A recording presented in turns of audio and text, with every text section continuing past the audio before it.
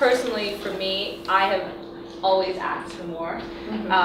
My background, similar to that, I was a political science major at Penn State, so I don't have a fashion background. So I constantly have to, I'm competing with other great people like you guys who went to fashion school. So for me to have that extra edge, I always ask for extra projects, where from my direct manager, is there anything else you need help with before I leave every single day? Or I see that you're busy. If I feel like I'm not as busy and I feel like my boss is busy, I go up to her and say, I see that you're really busy. Is there something that I could take off your plate that I can help you with? Or just having a touch base with her every 2 weeks and like, hey, these are things I am working on, to also let her know what I am doing. I think it's very important to let your boss know what you're doing, because sometimes you get so busy, everyone's working on their projects and you don't know what someone else is doing. So it's very important to let them know what you're doing.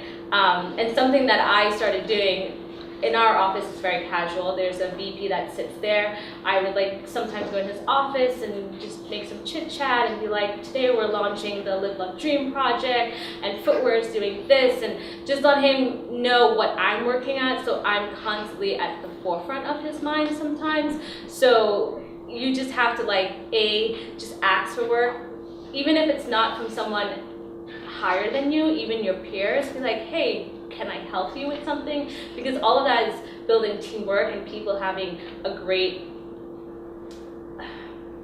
once your team knows that you're someone that's reliable, your boss knows that you're reliable, that you're someone they can always task work to, get it done in a timely manner and an accurate manner, everyone knows that you're that person that they can count on, and you want to always be that the most reliable person at your job. And that's something I've always aimed to be. To piggyback off what Sherry said, it's definitely, I agree completely, and I also went to Penn State, we'll talk about that later. But to piggyback off what you said, it's also important to make sure that you're not spreading yourself too thin, I think.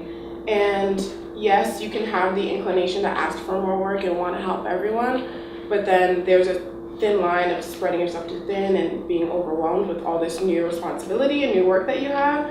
So making sure that what you do have on your plate and your core responsibilities are being met before you say, hey, do you have anything else that I need or you need help with?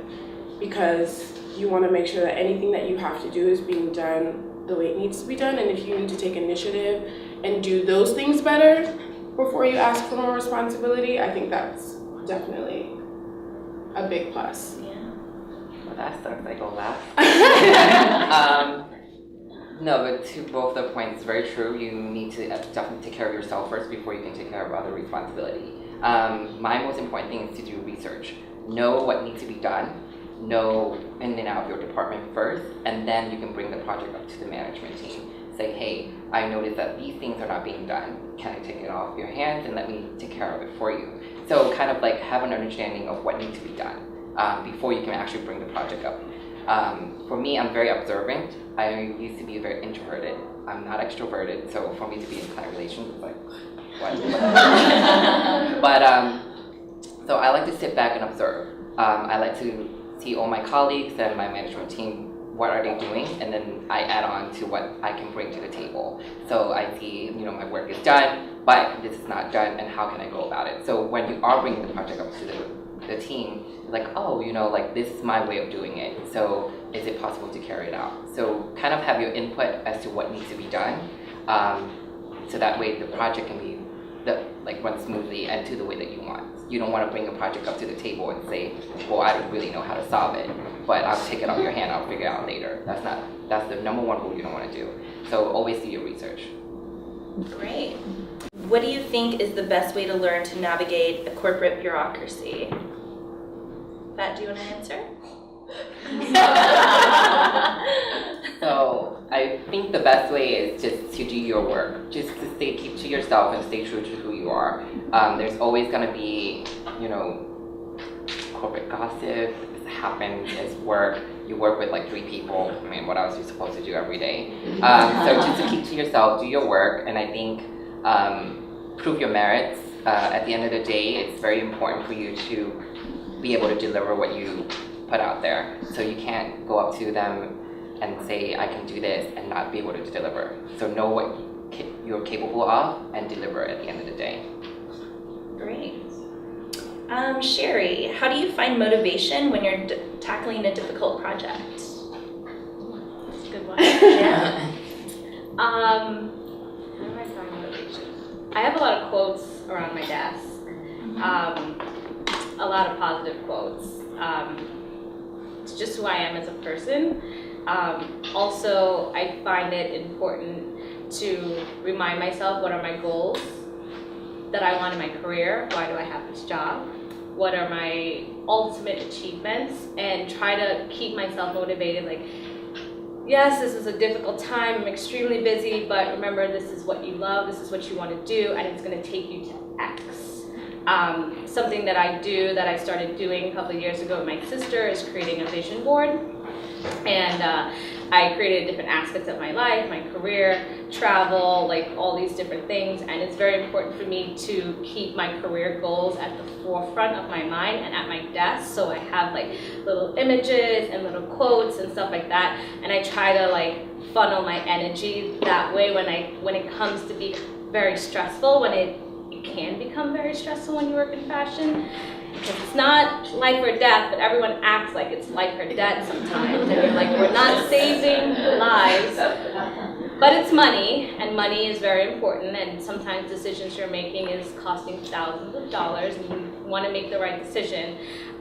So I think it's very important to step back, and if you need to walk away and just take a break or take 5 minutes, and because I've seen people get frustrated and emotional and at work, and not to say that being an emotional person is a bad thing, but sometimes people judge you by having that breakdown at your desk and crying and being like, whoa, and you know, people talk at, you know, they're like, she couldn't keep it together that one time, like, and it's like we all have it, and I think it's important for us to just have something that keeps you motivated. You know, like for me, you know, being promoted to a buyer, like it, or you know, being the next whatever that thing is for you, having that at the forefront of your brain and understanding that this time everything will pass, and you have bigger goals, and this is all part of your plan and the plan you created for yourself.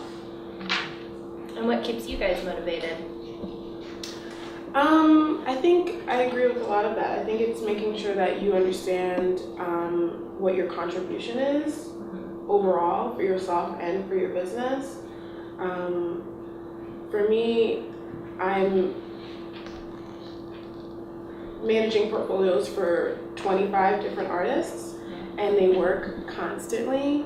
So it can be very stressful and very time consuming, and I'm always on the website and uploading and getting thrown into several situations and having to do Fashion Week and also having to do all these different things all at once. So making sure that you can recalibrate and understand what's your priority, what's priority for you, for your boss, for the business, and juggling all that without getting manic. And if you feel that coming on, making sure that you have someone, yourself, an outside person that you can go to and say, listen, I'm overwhelmed, I need help, I need this taken off my plate, and being able to speak to that eloquently and being able to say, this is what I need help with, instead of just saying, I'm overwhelmed.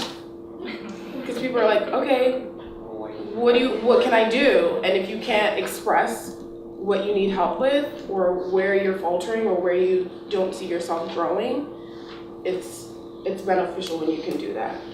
Right. I think for me the best way is I like to make lists, which are always changing, I'm always adding things. And I was telling the panel earlier, I work pretty much 7 days a week. I don't have a day off. I work by appointments. So having a list really helps, and as you tackle them, it kind of motivates, oh yes, only 3 left and I'm done. So it kind of like really helps you throughout the day and just keep you prioritized and know what you need to get done. And I do the same thing Sherry do. I have like real cute little like positive quotes every day. I'm like, tomorrow's another day. This too will pass. So I think that it helps a lot to just have something that motivates you, and it's great when you can talk to someone too. I don't typically go to my management team just because I like to keep that professional different. I go to another management in a different division or a different department, just have someone to vent to, and it helps a lot, especially to motivate you, because talking to someone will shed a light on what you need to take into your hand to get it done. Because this is a third person perspective. They're like, oh, maybe you can do this, and it helps alleviate a lot of the problem. So that's for me. Like, just make a list, talk to someone, and then there's a little pull. Great. And how have you guys shown persistence and tenacity without coming off as annoying as you're reaching these different goals? I'll start. I think definitely part of it is reading cues that other people are giving off. If you're emailing someone or waiting for them to follow up and they're not reciprocating, they don't showing any interest, they're not following up with you and saying, hey, I'm really busy right now, but I will X, Y, and Z for you. If they're not showing any effort, for me, I think I would step back, but I've also heard of stories of people sending their resume once a week to their dream company and actually it working out. I couldn't do that. But I think it just depends on,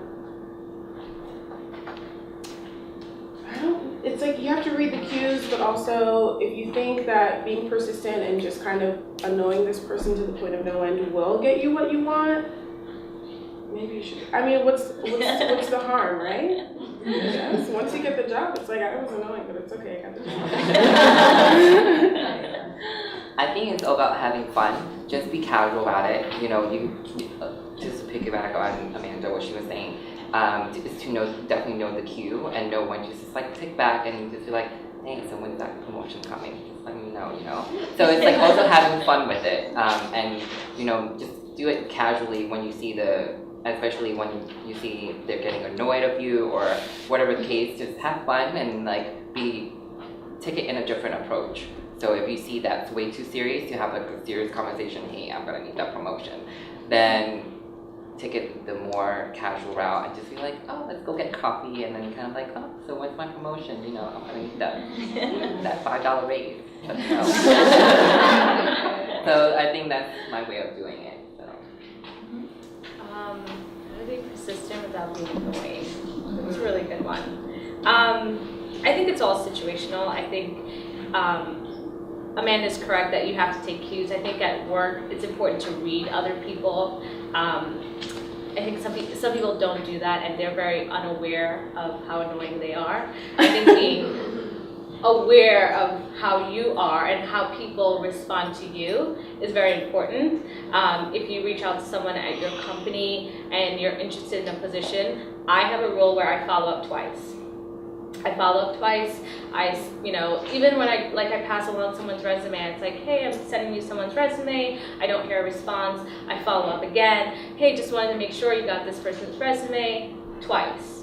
If you can't respond to me on 2 emails and I know you read, then to me that's it. I'm not gonna do that. But if it's a cold call, I feel like it's very different because you really don't know who's answering. And I feel like my sister is a makeup artist and she's sent her resume, her portfolio to numerous high profile people randomly and just gotten things. So I feel like in a cold call, it may be different. I feel like if you have a relationship or you have a working relationship with someone, you just have to like kind of read that person and see how read their energy. Yeah, and a cold call could be 50-50. It literally is like, you may get something, you may not get something. I would never tell anyone, don't send your resume, somewhere it may not happen, because you might be that 1 out of 100 person that on that day they decide to click your email open and out of the 500 they receive every day. So,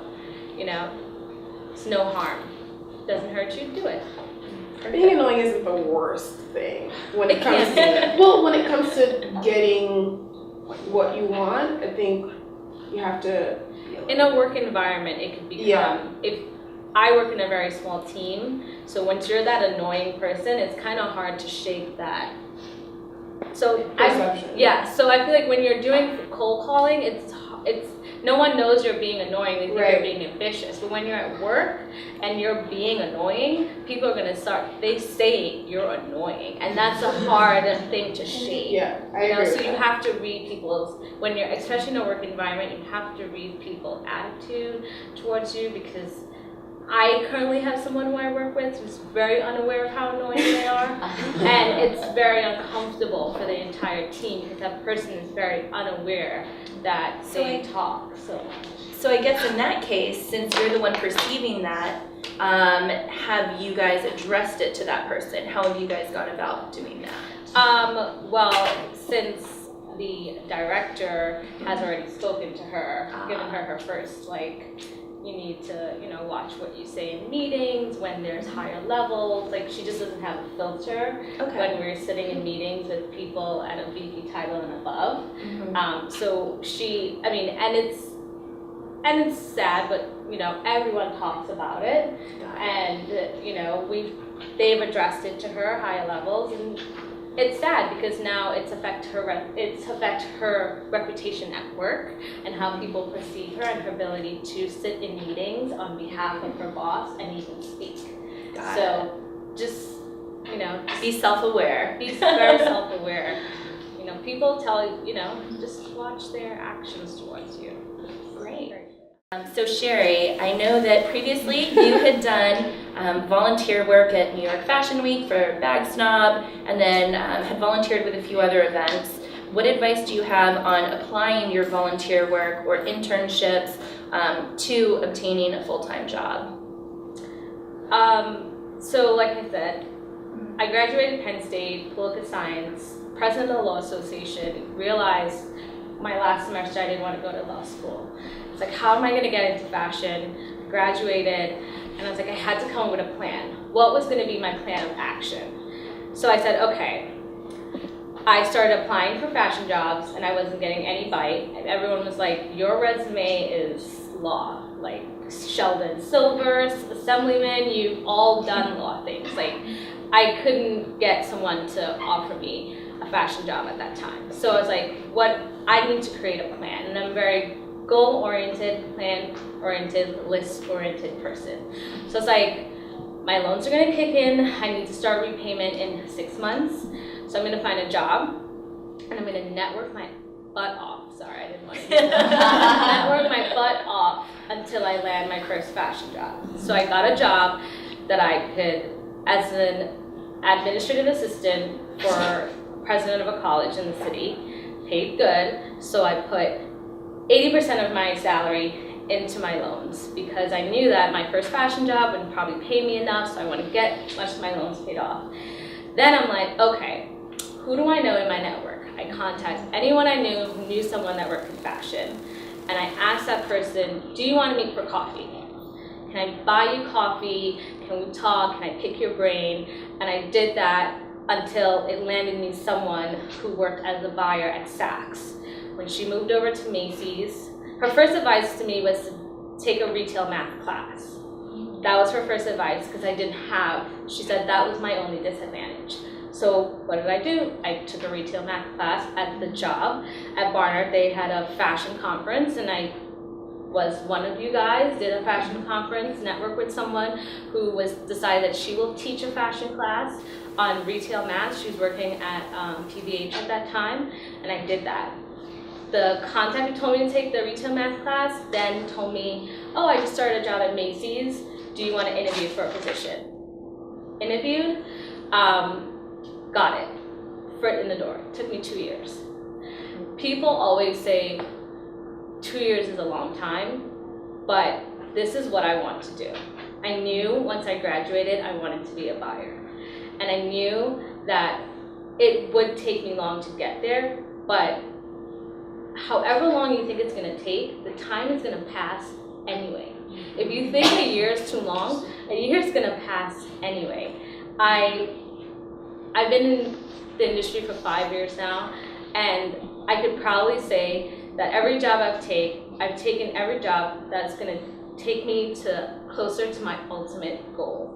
And that's how initially when I was saying, have a goal in mind. What is your ultimate goal? What is your dream? It don't have to happen in a year. It can happen in 10 years. But every internship, every opportunity, every networking event that you go to, make sure that it's towards your ultimate goal.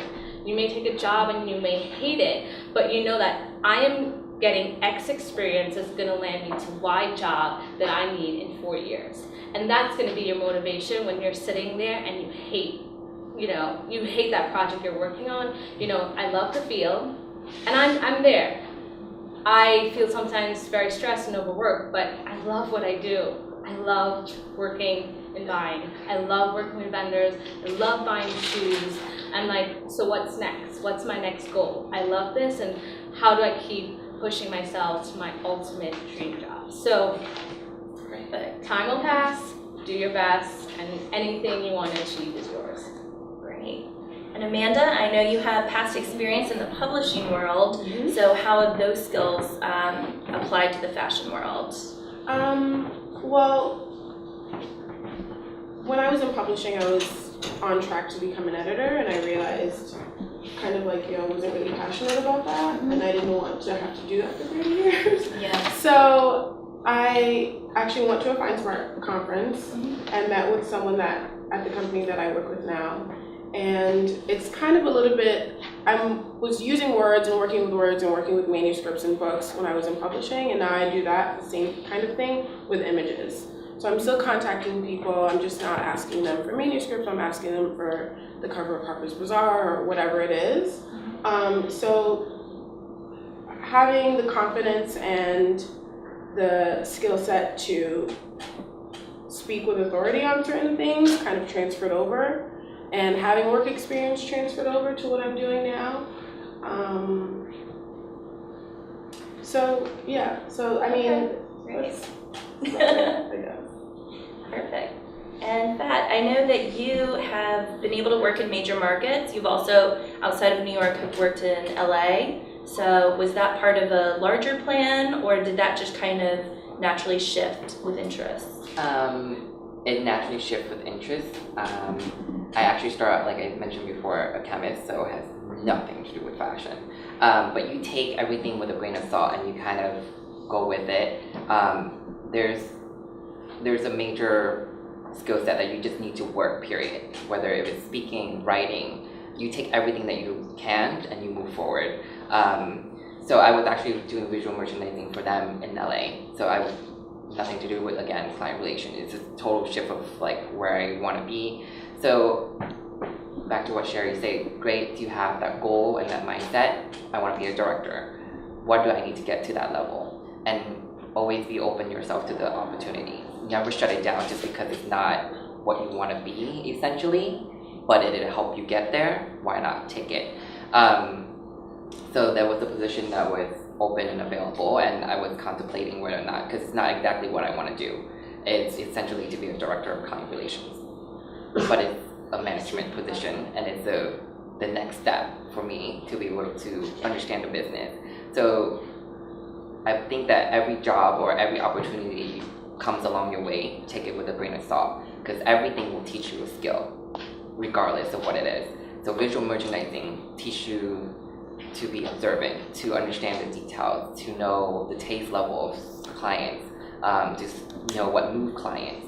So you take that and you move into client relations. So now you understand a better of what the client's looking for, to understand the business, how it operates, and everything, every job I've taken with Sharazade, you learn something. So take that and know what you need to learn to move to the next step.